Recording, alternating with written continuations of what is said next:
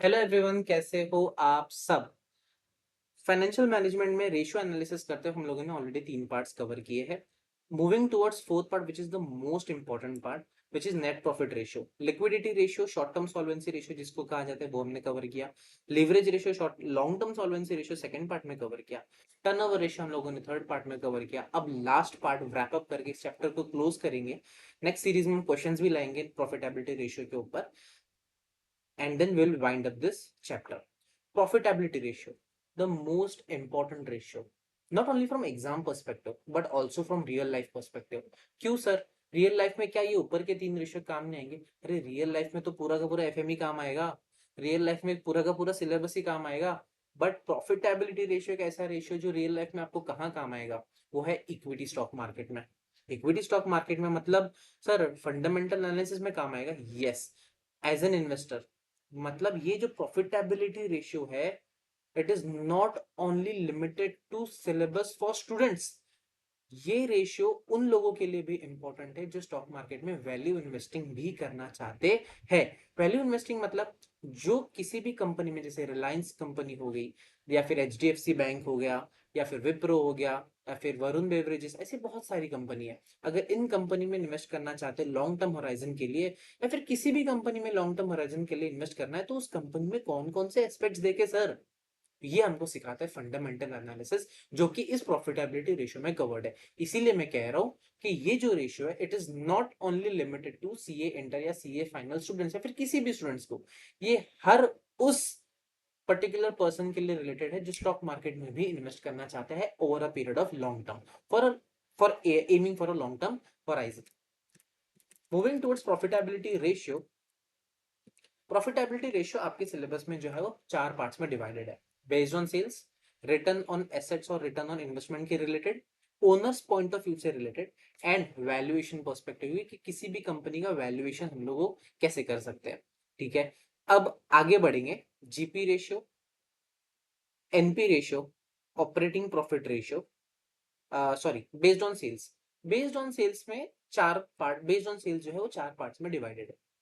Sir कितने सारे हैं, सेल्स में 4 पार्ट, रिटर्न ऑन एसेट में 3 part, owners point of view में 3 फॉर्मूले, वैल्यूएशन में 3, कैसे याद रखे? इसलिए डे वन से तो बोल रहा हूँ, FM is all about logic. एक बार लॉजिक पकड़ में आ गया ना बॉस, सारे फॉर्मूलेज ग्रिप में आ जाएंगे।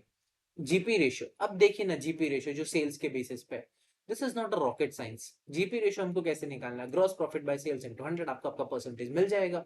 नेट प्रॉफिट रेशियो कैसे निकालना है? Net profit by sales into 100, net profit by sales into 100। Net profit को हम अर्निंग्स आफ्टर टैक्स भी बोल सकते हैं, जो कि मैं पार्ट 1 से आपको बता ही रहा हूँ, इनकम स्ट्रक्चर पूरा का, इनकम स्टेटमेंट का स्ट्रक्चर पूरा का पूरा बना के।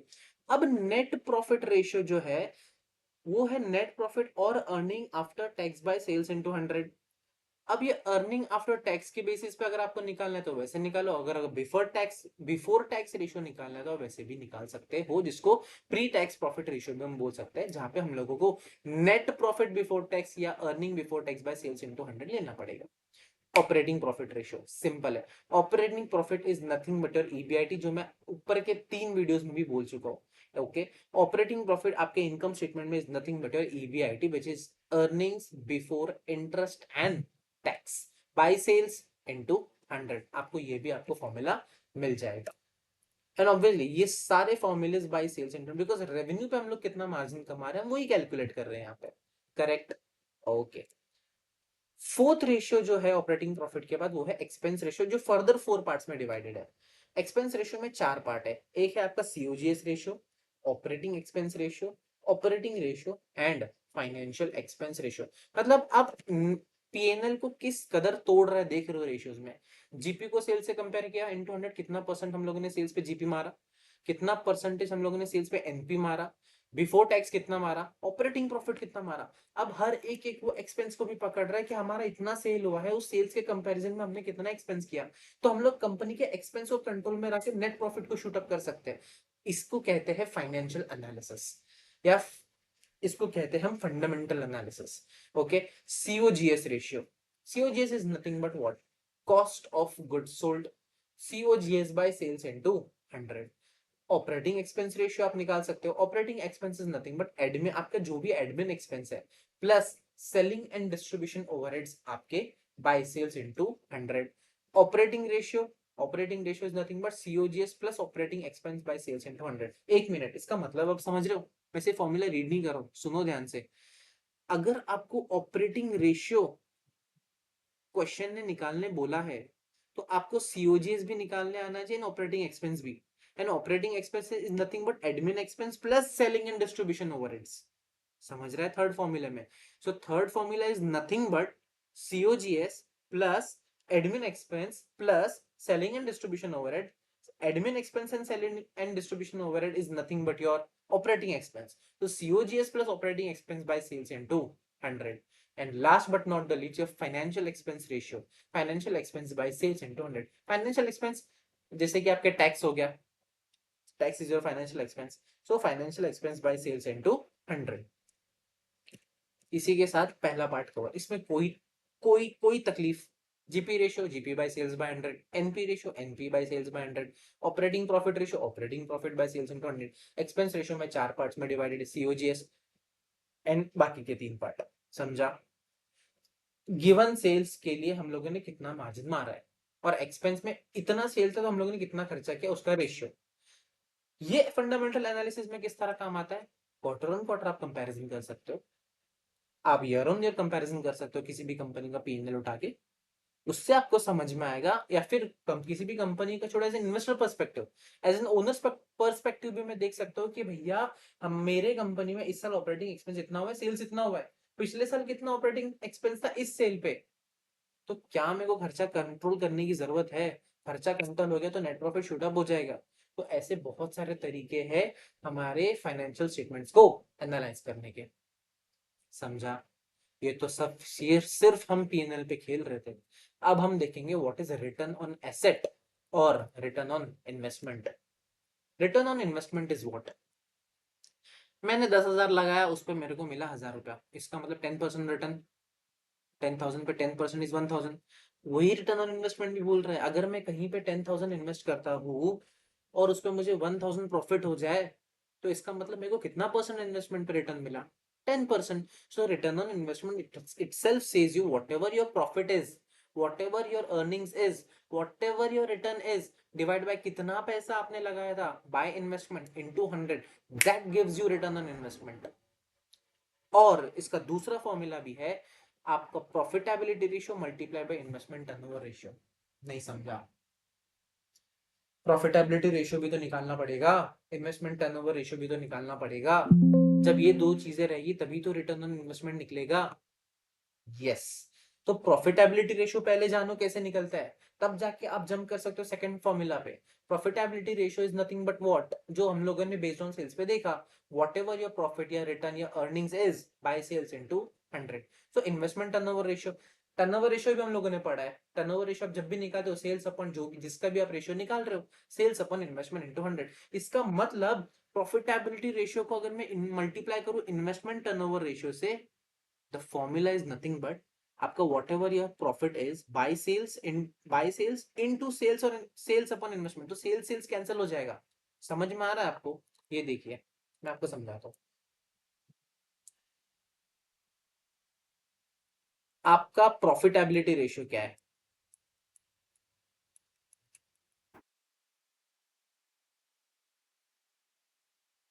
Your profit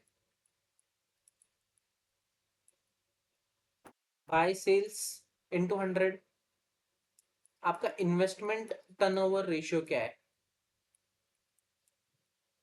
multiply by sales upon investment. तो ये सेल और ये सेल कैंसिल होके आपका प्रॉफिट अपॉन इन्वेस्टमेंट इनटू 100 बन जाएगा। समझ में आ रहा है? So this is nothing but your return on investment का ratio, profit upon investment into 100। समझा? This was your return on investment. अब रिटर्न ऑन एसेट देखो, मेरे बैलेंस शीट में जितने एसेट है उस पर मैं कितना रिटर्न जनरेट कर रहा हूं? Net profit after tax, because at the end वही मैटर करता है, earnings after tax. Net profit after tax divide by मेरे कंपनी में टोटल एसेट, टोटल एसेट कितने। आपको एवरेज लेना है, एवरेज भी ले सकते हो, इनटू 100। या फिर net profit after tax plus interest. एक सेकंड, ये इंटरेस्ट ऐड क्यों किया हमने और वाले फॉर्मूला में, मैं आपको बताता हूँ। बिकॉज बैलेंस शीट में जो एसेट्स है sometimes they are backed by lenders. हम कभी कभी लॉन्ग टर्म बोरोविंग्स लेते हैं और उसको फाइनेंस करते हैं एसेट खरीदने के लिए। तो लॉन्ग टर्म बोरोविंग पे इंटरेस्ट जा रहा है, और इंटरेस्ट जा रहा है, और एसेट को हम लोग यूज कर रहे हैं बिजनेस चलाने के लिए। तो don't you think it is fair to consider net profit after tax plus interest by average total asset? कुछ समझा? बिकॉज ये नेट प्रॉफिट आफ्टर टैक्स जो ऊपर वाला फॉर्मूला, इसमें इंटरेस्ट है ही नहीं। तो इसका मतलब क्या, आपने जो भी लीवरेज लिया उससे एसेट नहीं खरीदा है, शेयर होल्डर्स फंड से ही एसेट खरीदा है आपने। या फिर सेकंड रीजन ये आपका ये हो सकता है कि आपकी कंपनी में लीवरेज ही नहीं है, लॉन्ग टर्म बोरोविंग्स ही नहीं है। ये तब तक अच्छा लगेगा, बिकॉज अगर कंपनी ने लॉन्ग टर्म बोरोविंग ली है और उस लॉन्ग टर्म बोरोविंग से कंपनी ने कोई एसेट खरीदा है, फिक्स एसेट या फिर करंट एसेट जो भी है, तो क्या मैं ये नहीं बोल सकता कि those assets are backed by lenders? So मेरा नेट प्रॉफिट आफ्टर टैक्स जो कि एक्सक्लूड कर रहा है इंटरेस्ट को इनकम स्टेटमेंट में, तो उसमें इंटरेस्ट ऐड हो जाना चाहिए। And this is interest is nothing but after tax only. समझा? बिकॉज इनकम स्टेटमेंट में ईबीआईटी माइनस इंटरेस्ट, जो फिगर बचा इसमें से टैक्स माइनस होता है, which gives me earnings after tax. So earnings after tax में मैं ये interest which is before tax में as it is ऐड कर देता हूं। समझा? समझा? तुमको समझा? इसके पीछे और एक बहुत स्ट्रॉन्ग रीजन है, वो मैं आपको अभी नहीं बता रहा हूं। जब हम एक पॉइंट आने पर, जब हम कॉस्ट ऑफ कैपिटल चैप्टर अगर उठाएंगे ना, तो मैं तब बताऊंगा। ठीक है, अब ध्यान से सुनो। This earnings after tax is nothing but your net profit after tax plus interest.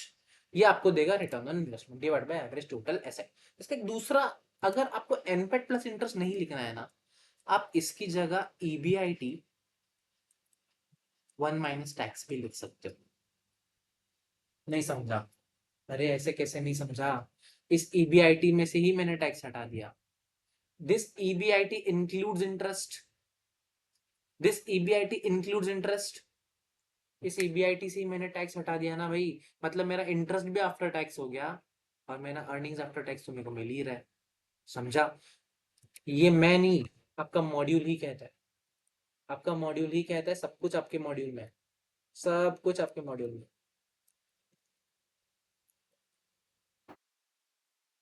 EBIT into one minus tax. करला का, अरे तुमको कुछ समझता है क्या? वो कुछ समझता है? That's it. So NPAT by average total asset, average total asset अगर आपको नहीं देना है, क्वेश्चन में इंफॉर्मेशन वैसी नहीं है, तो आप टोटल एसेट्स भी ले सकते हो। या फिर NPAT plus interest by average total asset, या फिर EBIT into one minus tax. One minus tax मतलब टैक्स का रेट 30% है, मतलब into 70%। I hope you understand it. आप जब क्वेश्चन करोगे तब समझेगा। One minus tax is nothing but, अगर टैक्स रेट 30% है तो EBIT will be multiplied by 70%। This is after tax only. Return on capital employed, ये एसेट तो समझ में आ गया। रिटर्न ऑन कैपिटल एम्प्लॉयड, इसका मतलब जो भी हम लोगों ने लॉन्ग टर्म होराइजन के लिए बोरोविंग करके रखी है, उसके ऊपर हम कितना इंटरेस्ट जनरेट, रिटर्न जनरेट कर पा रहे हैं। तो इसका मतलब क्या मैं बोल सकता हूँ क्या? सुनो ना, इसका मतलब क्या मैं ये बोल सकता हूँ क्या,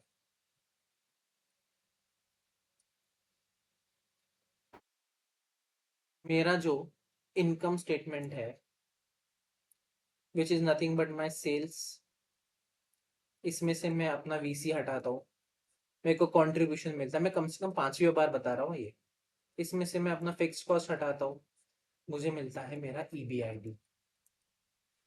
अब ये ईबीआईटी से जो मेरे बाहर वाले, मैं सबसे पहले उनको पैसा दूंगा, तो मेरा सिर्फ बचेगा ईबीटी, मतलब इंटरेस्ट दूंगा। इसमें से मैं फिर टैक्स वाले को टैक्स दे दूंगा, ये मेरे को देगा earnings after tax which is nothing but my net profit after tax. ये इक्विटी शेयर होल्डर्स का भी इसमें हिस्सा है, और इसमें प्रेफरेंस शेयर होल्डर्स का भी हिस्सा है। तो जब मैं इसमें से प्रेफरेंस डिविडेंड दे दूंगा, तो मेरे को मिलेगा earnings available for equity share holders. अब मैं इसमें से डिविडेंड इक्विटी शेयर होल्डर्स को देके बाकी का जो पैसा है वो रिटेन कर सकता हूँ। ये earnings available for equity share holder को जब मैं डिवाइड करूंगा मेरे नंबर ऑफ इक्विटी शेयर से कि भाई मेरे पास 1 करोड़ रुपए की अर्निंग्स है और मेरे कंपनी में 1 लाख शेयर्स है, number of equity shares, number of equity shares, तो मेरी ईपीएस कितना निकला, मतलब मेरे इक्विटी शेयर्स कंपनी में पर शेयर कितना अर्निंग जनरेट कर पा रहे हैं। 1 करोड़, 1 2 3 4 5 6 7, 1 लाख, 1 2 3 4 5, 5 जीरो गए, 5 जीरो गए, 100, प्रॉपर ईपीएस विल बी 100, मतलब हर शेयर के पीछे my shareholders are earning 100 rupees. And by, जब मैं बोल रहा हूँ shareholder it means what, equity share holders, समझा। अब मैं ईपीएस में से कितना डिविडेंड देना है, कितना रिटेन करना है, that's companies point of view, समझा तुम लोगों को। ये है नॉर्मल इनकम स्टेटमेंट। अब मैं आता हूँ रिटर्न ऑन कैपिटल एम्प्लॉयड पे। तो मैं मैंने आपको ये बताया था, capital employed is nothing but your long term borrowings. Long term borrowings तो है equity share holder plus reserve and surplus plus preference dividend plus long term borrowings, ये मेरे को मेरा कैपिटल एम्प्लॉयड देता है। इसका मतलब मैंने आपको बताया था ना कि जब मैं बैलेंस शीट एनालाइज करूंगा उसमें से मैं टोटल एसेट में से करंट लायबिलिटी माइनस करूंगा तो मेरे को मेरा कैपिटल एम्प्लॉयड मिल जाएगा।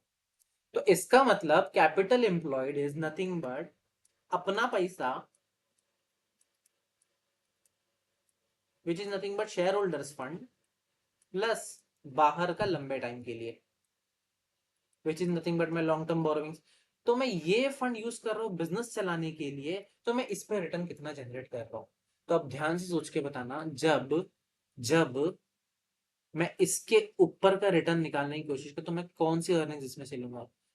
Earnings available for equity share holder तो ले नहीं सकता क्योंकि ये फिर इक्विटी शेयर होल्डर्स के लिए रेशियो हो जाएगा। अर्निंग्स आफ्टर टैक्स नहीं ले सकता क्योंकि this will include to calculate ratio for preference share holders also. Earnings after tax लेके मैं बाहर वालों का तो रिटर्न कैलकुलेट कर ही नहीं सकता। इसका मतलब मेरे को लेना पड़ेगा ईबीआईटी। ईबीआईटी मुझे हेल्प करेगा रेशियो निकालने के लिए, because EBIT will cover interest also बाहर वालों का, समझा।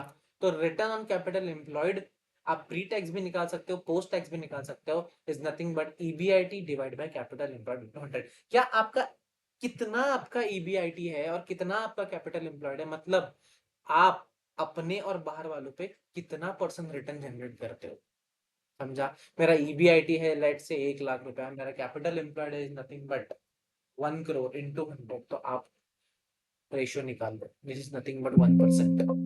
मतलब मेरा रिटर्न ऑन कैपिटल एम्प्लॉयड मेरे कंपनी का 1%। इसका मतलब ये रेशियो जितना ज्यादा होगा उतना ही मेरी कंपनी फाइनेंशियली स्ट्रॉन्ग, ईबीआईटी जितना ज्यादा होगा। पोस्ट टैक्स निकालना है तो ईबीआईटी इंटू 1 - टैक्स। अब बात आती है, चलो चलो बाहर वालों को हटा दो, सिर्फ इक्विटी देखना, हमको सिर्फ इक्विटी देखना है। रिटर्न ऑन इक्विटी, हम अपने पैसे पे कितना रिटर्न जनरेट कर रहे हैं, हम बाहर वालों को हटा दो, हम अपने पैसे पे कितना जनरेट कर रहे हैं। अपने मतलब मैं यहाँ पे प्रेफरेंस डिविडेंड को भी कंसिडर नहीं कर रहा हूँ। अगर मैं प्रेफरेंस डिविडेंड को कंसिडर कर नहीं कर रहा हूँ इसका मतलब मैं प्रेफरेंस शेयर होल्डर को भी कंसिडर नहीं कर रहा हूँ। इसका मतलब अगर मैं रिटर्न ऑन इक्विटी निकालता हूँ तो मैं सिर्फ अपने पैसे की बात करता हूँ, विच is nothing but equity share holders.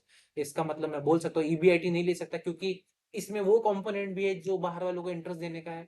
मैं अर्निंग्स आफ्टर टैक्स भी नहीं ले सकता, क्यों, क्योंकि इसमें से अभी भी प्रेफरेंस डिविडेंड वालों को पैसा देना बाकी है। इसका मतलब मैं बोल सकता हूँ earnings after tax minus PD will give me earnings available for equity share holders divide by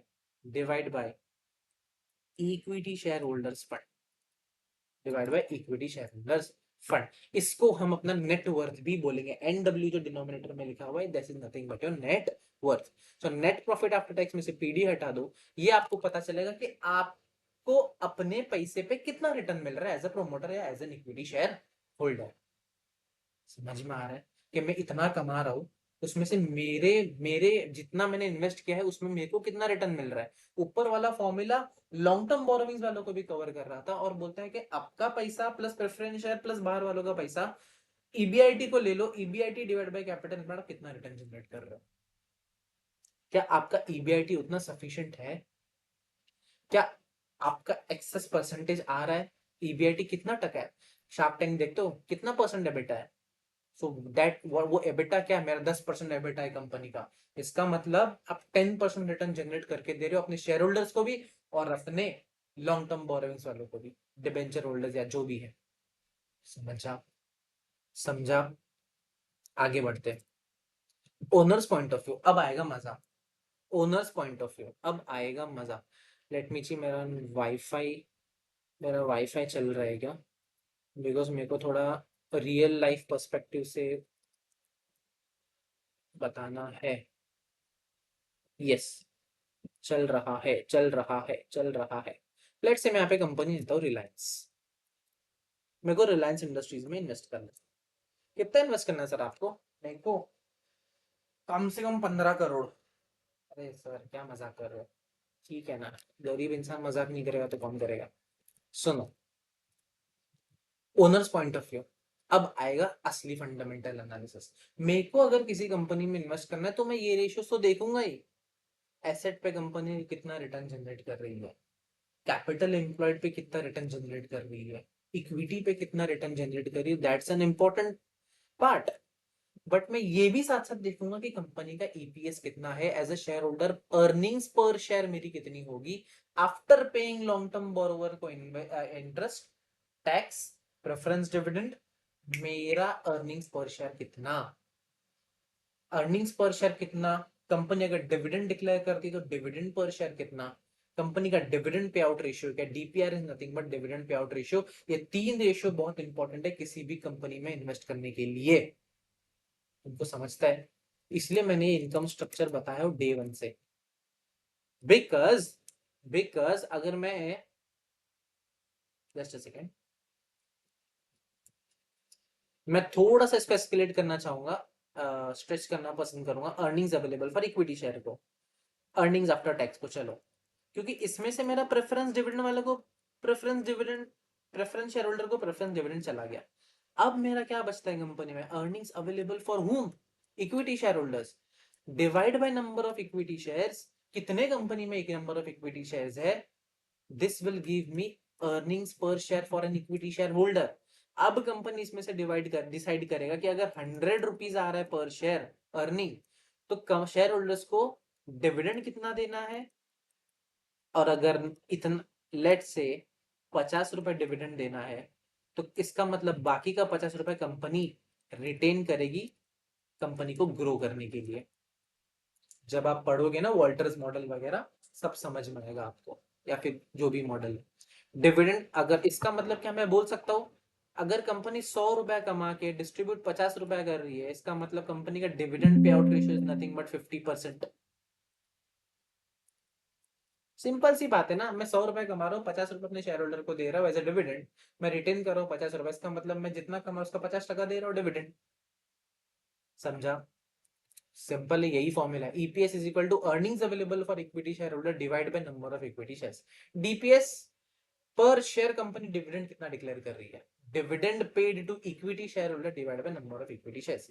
company ने डिविडेंड देना डिसाइड किया 50 रुपए, या फिर लेट से 1 करोड़ रुपया सबका मिला के, जो भी कंपनी का earnings available for equity share let से 100 करोड़ कंपनी ने कमाया, उसमें से कंपनी ने डिसाइड किया मैं 20 करोड़ डिविडेंड दूंगी। कंपनी में शेयर कितने, 1 करोड़, इसका मतलब 20 रुपीज पर शेयर कंपनी ने डिसाइड किया कि मैं डिविडेंड दूंगी। समझा? तुमको समझा? Let's say earnings available for equity share holder is 100 crore. Company में इक्विटी शेयर होल्डर कितने, नंबर ऑफ इक्विटी शेयर्स कितने, 1 CR। समझा? तो इसका मतलब मेरा इक्विटी अर्निंग्स पर शेयर कितना, 100 रुपीज। कंपनी ने 100 करोड़ में से डिसाइड किया है कि 50 करोड़ डिविडेंड दे देंगे, तो इसका मतलब पर नंबर ऑफ इक्विटी शेयर कितना आपके पास, 101 करोड़। तो इसका मतलब मैं बोल सकता हूँ 50 rupees per share company dividend दे रही है। समझा ना तुम लोगों को ये? समझता है ना? Earnings available for equity share holder कितना, 100 crore, divide by number of equity shares कितना, 1 करोड़। कंपनी के पास total number of equity shares 1 crore है कंपनी में। Doesn't mean number of equity share 1 crore, तो शेयर होल्डर्स भी 1 करोड़ हो गए। Share holders can be less than that also. Okay, अगर मेरे पास 2 शेयर है तो 1 करोड़ इक्विटी शेयर होल्डर्स कैसे हो गए, मैं ज्यादा डीप डाइव नहीं कर रहा हूँ इसमें। तो मेरा ईपीएस होगा 100। कंपनी ने इस 100 करोड़ में से डिसाइड किया कि मैं 40 करोड़ जो है ना डिविडेंड दे दूंगी। कंपनी में इक्विटी शेयर होल्डर्स कितने भाई? 1 करोड़। तो इसका मतलब पर शेयर डिविडेंड कितना दिया जा रहा है यहाँ पे? 40। तो इसका मतलब ये मेरा ईपीएस है, ये मेरा क्या है? डीपीएस है, डिविडेंड पर शेयर। फॉर्मूला आपके सामने है। टोटल डिविडेंड कितना कंपनी देना चाहती है divide by number of equity shares. EPS का भी फॉर्मूला आपके सामने है। Earnings available for equity share holder कितना divide by number of equity shares. एक मिनट, इसका मतलब क्या मैं बोल सकता हूँ? चलो कुछ नहीं बोलता हूँ, आगे बढ़ते हैं। मेरा डिविडेंड पे आउट रेशियो इस कितना, मेरा डिविडेंड मैंने 100 में से 40 रुपए दे दिया, इसका मतलब क्या मैं बोल सकता हूँ मैंने अपने अर्निंग का 40% मैंने अपने इक्विटी शेयर होल्डर को डिस्ट्रीब्यूट कर दिया एज अ डिविडेंड। तो मेरा dividend pay out ratio is nothing but मेरा dividend per share divide by earnings per share. 40/100 is nothing but 40%। ये सारी चीजें देख के तो इन्वेस्टमेंट किया जाता है कंपनी में। आज मूड लग रहा है, आज ये शेयर भागेगा, ऐसा नहीं करते इन्वेस्टमेंट राजा। समझ रहा है? इसलिए मैंने आपके सामने स्क्रीनर्स ओपन करके रखे, यहाँ पे हर चीज है। रिटर्न ऑन कैपिटल एम्प्लॉयड भी आपको दिख रहा होगा, रिलायंस इंडस्ट्रीज का return on capital employed is 9.69%। लगभग लगभग 10% रिटर्न जनरेट करके देती है।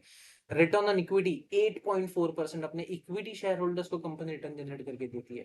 कंपनी का डिविडेंड यील्ड इज 0.4%। दिख रहा है? ऐसे इन्वेस्टिंग की जाती है। आप ट्रेंड एनालिसिस भी कर सकते हो कंपनी का ये से, और देख रहे हैं number of equity shares, company number of equity shares तो नहीं है, मार्केट कैप। चलो एफएम में पहुंच जाऊंगा मैं इतना दूर नहीं जा रहा हूँ। EPS year on year basis पे अगर हम कंपैरिजन करें, क्वार्टर ऑन क्वार्टर बेसिस पे, चलो ईयर ऑन ईयर बेसिस पे 2025 में कंपनी का ईपीएस कितना था? 51 रुपीज पर शेयर।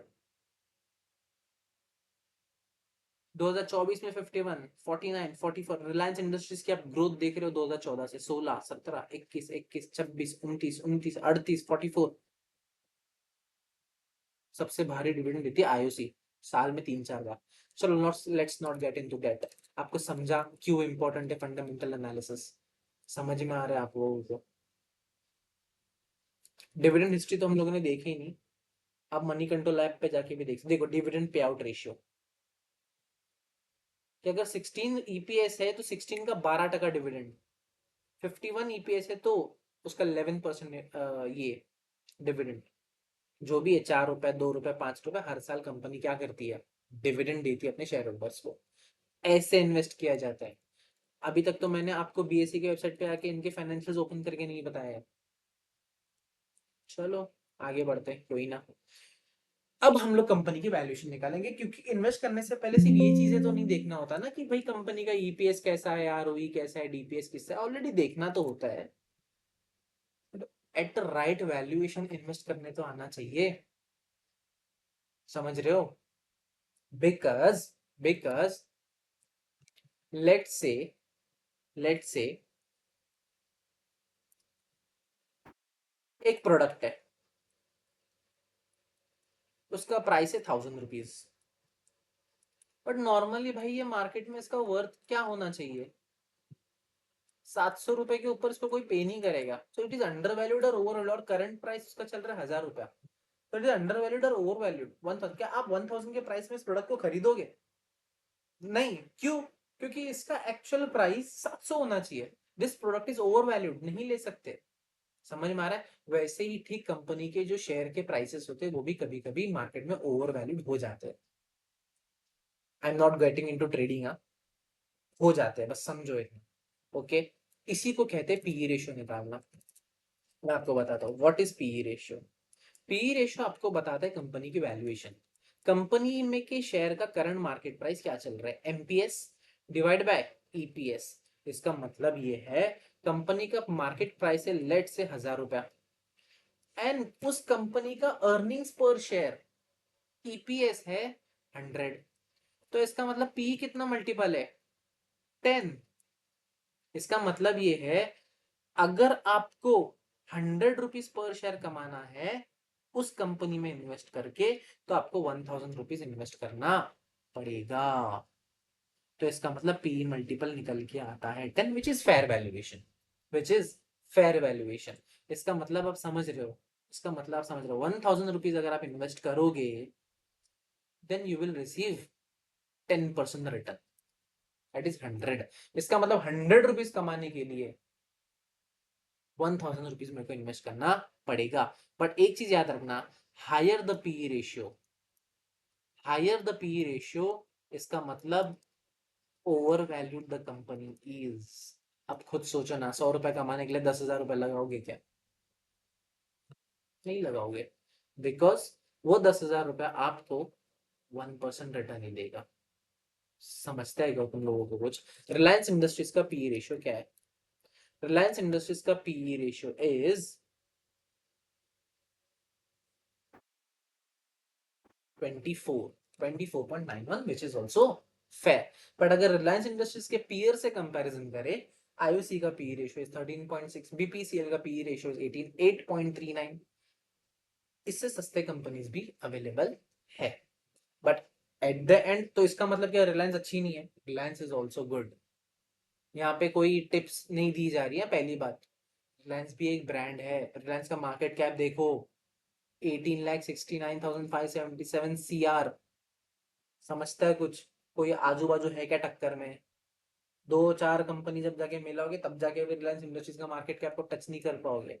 तो समटाइम्स ज्यादा वैल्यूएशन, प्रीमियम वैल्यूएशन में इन्वेस्टिंग करना is also good if the brand is good. समझता है? तो ये सारे डिसीजंस बहुत इंपॉर्टेंट है किसी भी कंपनी में इन्वेस्ट करने के लिए। डिविडेंड यील्ड रेशियो देखते हैं, DPS by MPS into 100, earnings yield ratio EPS upon MPS into 100। इसका मतलब डिविडेंड यील्ड रेशियो, मार्केट में उसका प्राइस क्या चल रहा है और डिविडेंड पर शेयर कंपनी कितना देती है। The higher the ratio the good the yield will be. अगर कंपनी के शेयर का प्राइस करंट चल रहा है मार्केट में 1000 और कंपनी डिविडेंड कितना देती है 100, 10% रिटर्न है, टेंशन ही नहीं है, अच्छा है ना? समझ में आ रहा है? तो जितना ज्यादा रेशियो, जब बड़ा रेशियो उतना ही it is better. Earning yield ratio EPS by MPS into 100। अब third ratio which is also important ratio, market value upon book value per share. मैं आपको एक्सप्लेन करता हूँ ये।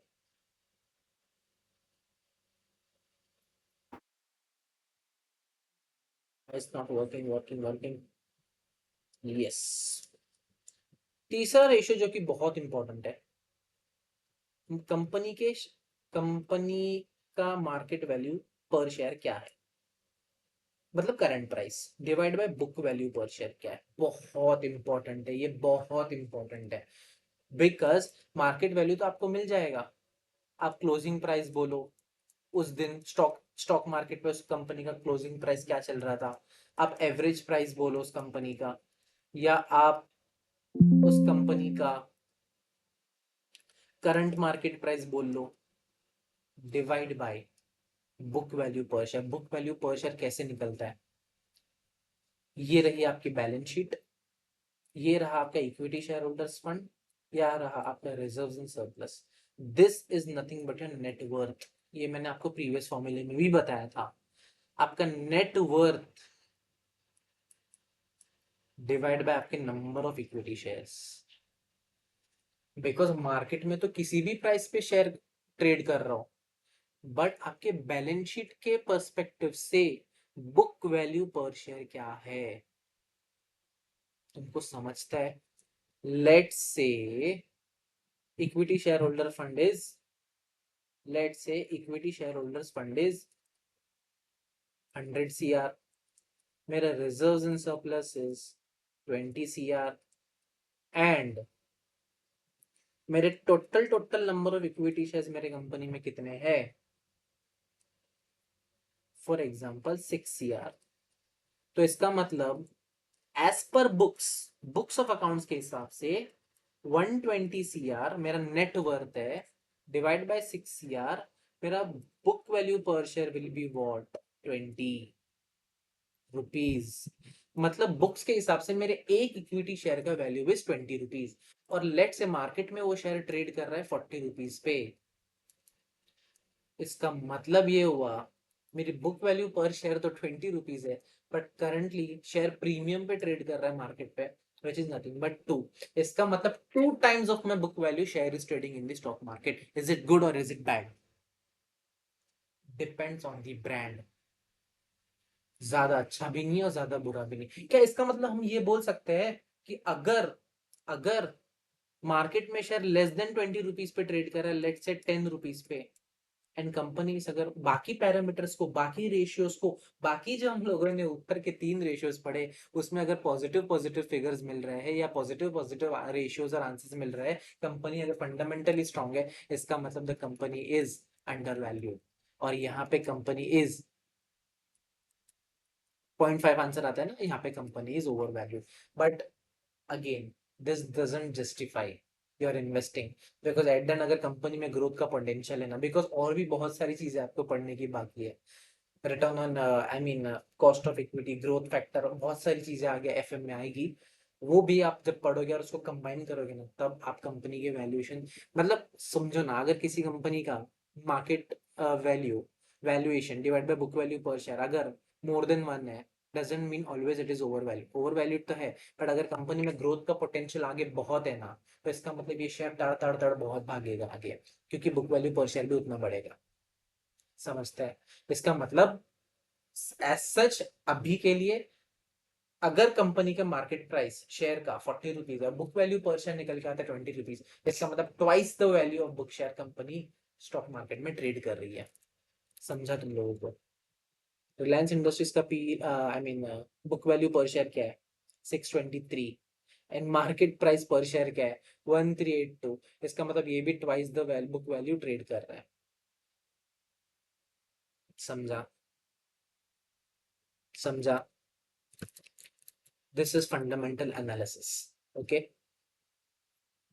Here we end up ratio analysis, fourth part also, which is nothing but profitability ratio.